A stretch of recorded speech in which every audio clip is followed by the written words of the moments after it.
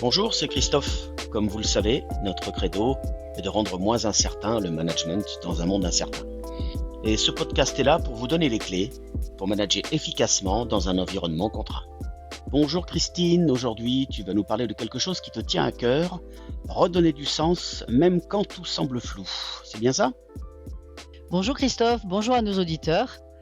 Oui, aujourd'hui on va parler de quelque chose qui touche ou qui a touché la plupart d'entre nous à un moment donné de notre carrière, ce sentiment de vide, de flou, voire d'absurdité au travail. Vous savez, ce moment où l'on se demande pourquoi on fait ce que l'on fait. Alors aujourd'hui, effectivement, tout va de plus en plus vite. Les changements s'enchaînent, les priorités évoluent sans cesse, on demande aux managers, aux dirigeants d'être agiles. Mais vous voyez, c'est comme si vous participiez à une course dont vous ne connaissez ni les étapes ni l'arrivée. Redonner du sens est une nécessité pour le bien-être de chacun, mais aussi pour maintenir la performance et la pérennité des organisations. Alors, comment fait-on ? Quand tout semble incertain, comment peut-on remettre de la clarté et de l'intérêt dans nos journées ? Alors, c'est ce qu'on va explorer ensemble aujourd'hui, Christophe. Alors, en période de crise, qu'est-ce qui se passe ? Les repères extérieurs disparaissent. Mais si le manager sait où est son nord, il peut continuer à avancer et à garder son équipe en mouvement. Et le nord du manager en crise, c'est quoi ? C'est le sens qu'il va donner à son action, à sa présence et à ses décisions. Et encore plus en situation de crise.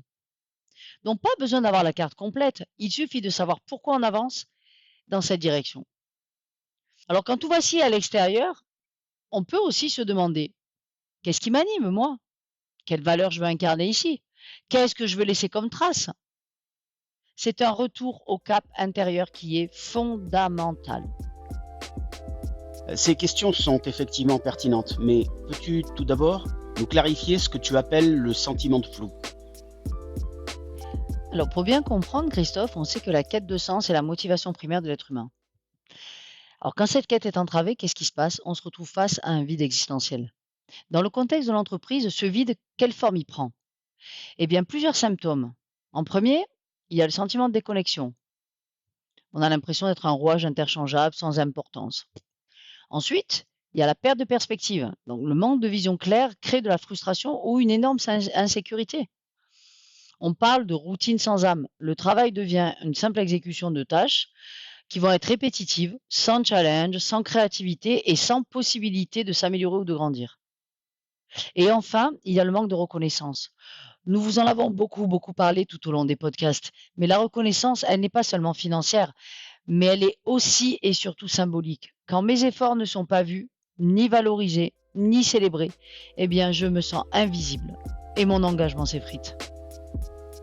On comprend bien que tout ça est difficilement palpable. Alors, comment fait-on pour inverser cette tendance ? Alors Christophe, la bonne nouvelle, c'est que ce n'est pas une fatalité.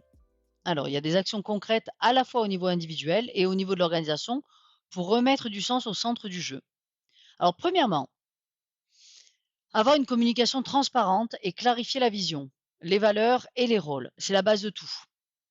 Alors, communiquer, comme on vous l'a répété sur plusieurs podcasts, c'est la raison d'être de l'entreprise. Pas juste le quoi, mais surtout le pourquoi on le fait. En deux, avoir un management de proximité. Guider, accompagner, créer du lien.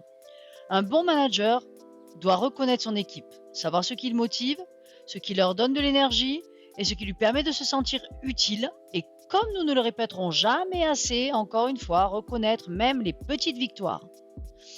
Ensuite, autonomie et responsabilisation. Eh bien, quand on donne aux personnes la liberté de prendre des initiatives, de faire des choix et de résoudre des problématiques par eux-mêmes, on leur donne aussi un sentiment de propriété sur leur travail. Le micromanagement, au contraire, alors là, je vous le dis, c'est un tue l'amour de l'engagement. À oublier, il faut donner des objectifs clairs, laisser les gens trouver le meilleur chemin pour y arriver et manager d'une manière fine et personnalisée. Ensuite, un environnement d'apprentissage et de croissance, ça veut dire quoi exactement ? Eh bien, le sens, c'est aussi lié à l'évolution. Quand on a le sentiment que l'on stagne, on perd le sens de la motivation. Il est essentiel de proposer des opportunités de formation, des nouveaux défis, de la mobilité interne, des challenges, car permettre aux personnes de développer leurs compétences et de se projeter dans l'avenir au sein de l'entreprise, c'est leur donner une raison de rester et d'investir. Imaginons derrière tout ça une certaine inaction dans plusieurs contextes. Quels sont, selon toi, les risques de cette inaction? Alors Christophe, si on ne fait rien, les conséquences peuvent être lourdes, voire dramatiques. Pour l'individu d'abord. Alors, manque de sens, ça peut mener à quoi? Au burn-out ou au burn-out. Le premier, le burn-out, est lié à un excès de stress, d'épuisement. Le second, c'est quoi? C'est l'ennui et un sentiment d'inutilité, le fameux placard. Deuxièmement, pour l'entreprise, les risques sont tout aussi importants. Qu'est-ce qui peut se passer? Chute de la productivité et de la qualité, car une personne qui ne comprend pas le sens de son travail va avoir tendance à moins s'impliquer, faire le strict minimum. La créativité s'éteint, l'enthousiasme et l'innovation disparaissent complètement. Deuxième risque, et non des moindres, c'est le turnover. L'entreprise perd alors ses forces vives, ses talents et doit sans cesse recruter et former, ce qui coûte forcément du temps et de l'argent.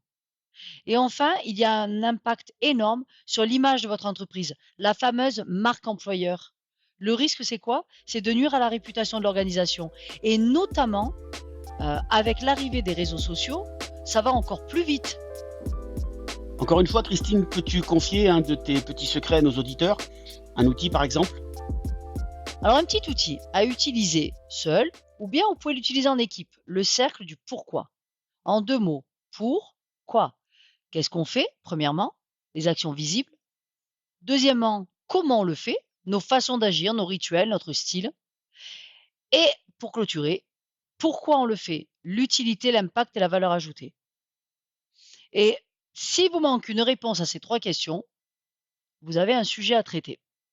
Plus on revient vers le centre, vers le cœur, plus la direction reprend du sens. On arrive au terme de notre exploration sur cette thématique-là. Alors, redonner du sens au travail, c'est effectivement le rôle de l'entreprise à la base, mais créer le cadre, c'est aussi le rôle de chacun de nous, dirigeants, managers, mais collaborateurs également. On peut prendre les devants, poser les questions, exprimer nos besoins. La quête de sens est un voyage personnel et collectif.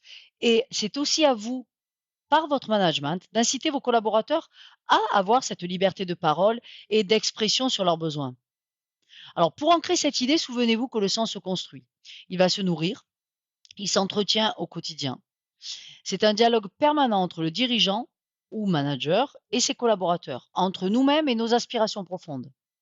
Demandez-vous toujours pourquoi je fais ça? Et si la réponse n'est pas claire, alors ne restez pas passif. Agissez, creusez, investiguez pour comprendre. Je vous laisse avec cette citation qu'on devrait tous relire en temps de crise. Celui qui a un pourquoi peut endurer tous les comment. À bientôt! Et n'oubliez jamais, votre entreprise fonctionne aujourd'hui. Ne cassez rien. Ajustez seulement quelques détails essentiels. Et si ce court développement a éveillé chez vous une idée ou une action immédiate, nous avons atteint notre objectif. Faites-vous confiance. À bientôt.